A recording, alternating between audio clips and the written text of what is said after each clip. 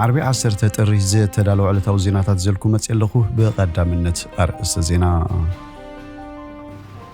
ሸውዓተ ኤርትራውያን ሐምሌ ኣብ ዝጻዕነት መኪና ተቀርቂሮም ተረኺቦም ፑቲን ምስ ትራምፕ ንምርኻብ ዘለዎ ቁርብነት ገሊጹ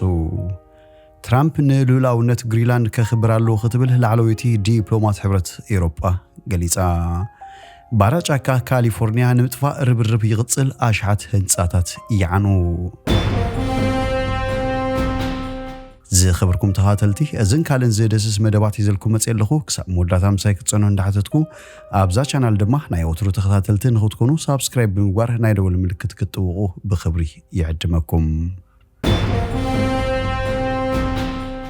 ሸውዓተ ኤርትራውያን ሐምሌ ኣብ ዝጻዕነት መኪና ተቀርቂሮም ተረኺቦም ፖሊስ ዓባይ ብሪጣንያ ተማሊሶሉስ ድሕሪ ቀትሪ ሐምሌ ኣብ ዝመለ ኮንቲነር ኣብ ዝጻዕነት መኪና ተሓቢኦም ዝጓዓዙ ዝነበሩ ሓንቲ ጓል ኣንስተይቲ ትርከቦም ሸውዓተ ሰባት ከም ዝሓዙ ገሊጾም ቶም ስደተኛታት ከቢድ ዛሕልን በረድን ኣብ ዝወርደሉ ናይ ኤውሮፓ ክሊማን 18 ሰዓታት ኣብታ መኪና ከም ዝጸንሑን ኩሎም ኤርትራውያን ምዃኖም ገሊጾም እቶም ኤርትራውያን ድማ ናብ ክፍሊ ኣገልግሎት ኢሚግሬሽን ክሰጋገሩ ከለዉ እቲ ብዘይ ሕጊ ኣሰጋጊሮም ከይከውን ዝተጠርጠረ ወዲ 59 ዓመት ሞሮካዊ መራሕ መኪና ንግዚኡ ኣብ ትሕቲ ቀይዲ እኳ እንተጸንሐ ኣብ ወርሒ ሚያዝያ ናብ መደበር ፖሊስ ፓርካሳይድ ንኽምለስ ተነጊሩ ብዋሕስ ተፈቲሑሎም ቅድሚ ሕጂ ብዙሓት ኤርትራውያን ስደተኛታት ካብ ካሌይ ፈረንሳ ኣብ ናይ ጽዕነት መካይን ተሓቢኦም ብዘይ ሕጋዊ መንገዲ ናብ ዓዲ እንግሊዝ ከኣትዉ ጸኒሖም እዮም ፖሊስ ነታ ሸውዓተ ዘይሕጋውያን ዝብሎም ስደተኛታት ጽዕነት ዓባይ መኪና ኣብ ከባቢ ኮቶንሃም ካምብሪጅ ሻየር እዮም ተረኺቦም ኣብ ዝሓለፈ ወርሒ መስከረም ካብ ፈረንሳ ናብ ዓዲ እንግሊዝ ክሰግሩ ዝፈተኑ ኤርትራውያን ዝርከቦም 8 ሰባት ሞይቶም ነይሮም እዮም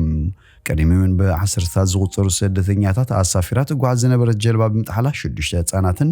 ሓንቲ ነፍሰ ጡር ሰበይትን ዝርከቦም 12 ሰባት ምማቶም ዝዝከሩ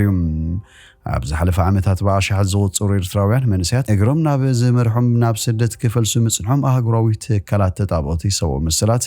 ብቐጻሊ ክዛረቡ ጸኒሐን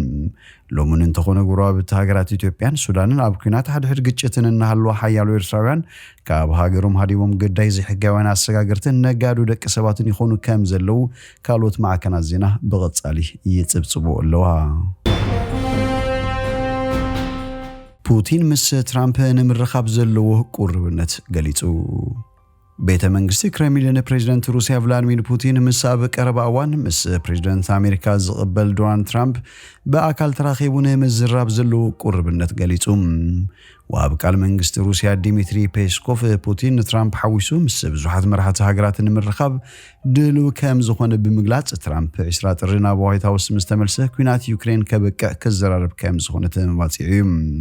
ቭላድሚር ፑቲን ኣብ መረፃ ኣሜሪካ ንዝተዓወተ ዶናልድ ትራምፕ እንኳ ሓጎሰ ካብ ዝበለሉ እዋን ተባዕ ሰብ ክብል ከም ዝገለጹ ዝዝከር እዩ እቲ ፕሬዝዳንት ትራምፕ ኣብ ዋይት ሃውስ ኣብ ዝነበረሉ እዋን ብኩሉ ሸንኻት ብሽግራት ተኺቡ ከም ዝነበረ ድማ ተዛሪቡ ነይሩ ፑቲን ትራምፕ ኣብ ዩክሬን ዝካየድ ዘሎ ኩናት ደው ንኽብል ክሕግዝ ዝኽእል እዩ ምባሉ ብውሕዱ ቆላሕታት ዝግቦ ይኽብሉን ገሊጹ እዩ ዶናልድ ትራምፕ ኣብ እዋን ጎስጓሱ ነቲ ኩናት ኣብ ሓደ መዓልቲ ደው ከብሎ ከም ዝኽእል በተደጋጋሚ እኳ እንተገለጸ ነዚ ብኸመይ ክፍጽሞ ከም ዝኽእል ግን ኣብሪሁ ኣይፈልጥን ትራምፕ ኣብ ወርሒ ዳር 2024 ኣብ ዝተኻየደ መረፃ ኣሜሪካ ድሕሪ ምዕዋቱ ፕሬዝዳንት ዩክሬን ቭላድሚር ዘለንስኪ ትራምፕ ፕሬዝዳንት ምስ ኮነ ነቲ ኩናት ካብቲ ብኻልእ ኣገባብ ዝውዳእ ቀልጢፉ ክውዳእ እዩ ዝብል እምነት ከም ዘለዎ ገሊጹ ነይሩ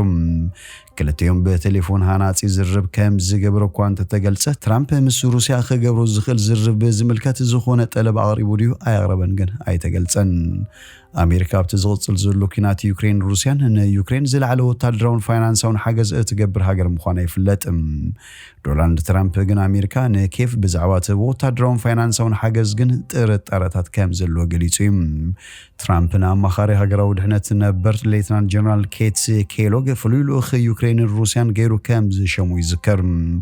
ንሱ ዩክሬን ቀጻሊ ሓገዝ ኣሜሪካ ክትረክብ እንትኾይና ምስ ሞስኮ ዝግበር ዝርብ ሰላም ክትቅበል ኣለዋ ምባሉ ይፍለጥ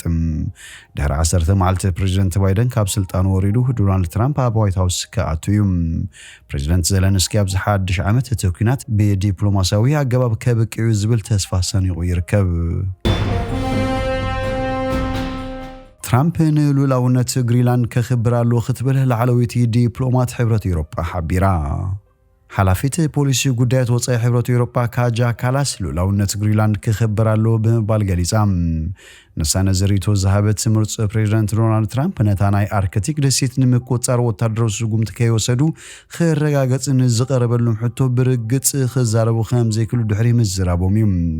ካላስ ንጋዜጠኛታት ዝሃበቶ ቃል ግሪንላንድ ኣካል ዴንማርክ እያ ክትብል እንከላ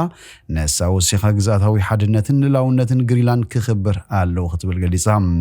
ትራምፕ ሶሉሳ ብዝሃቦ ጋዜጣዊ መግለጺ ኣሜሪካን መትረብ ፓናሮማን ግሪንላንድን ክቆጻጸር ከም ዝደለየ ብምሕባር ሓድሽ ደወል መጠንቀቕታ ኣስሚዑ ይርከብ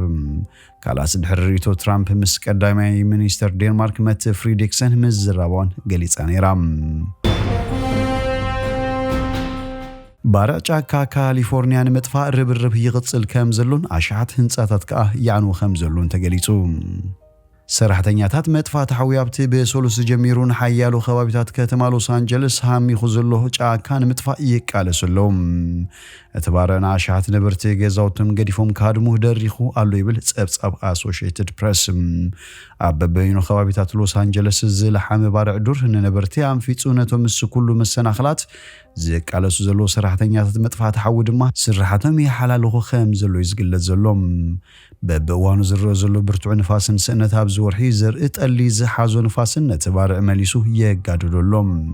እተባርዕና መንበሪታት ሃብታማትን መብዛሕቶም ድምፃውያን ተዋሳትን ኣብ ዝነብሩሉ ኣከባቢ ካላባስን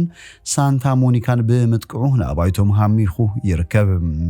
ካሊፎርኒያ ብዙሕ እዋን ብባርዕ ጫካ ትጥቃዕ እኳ እንተኾነት ናይ ሎሚ ግን ካብቲ ወቕቲ ዝቐልጠፈን ካልእ ክፋል ኣሜሪካ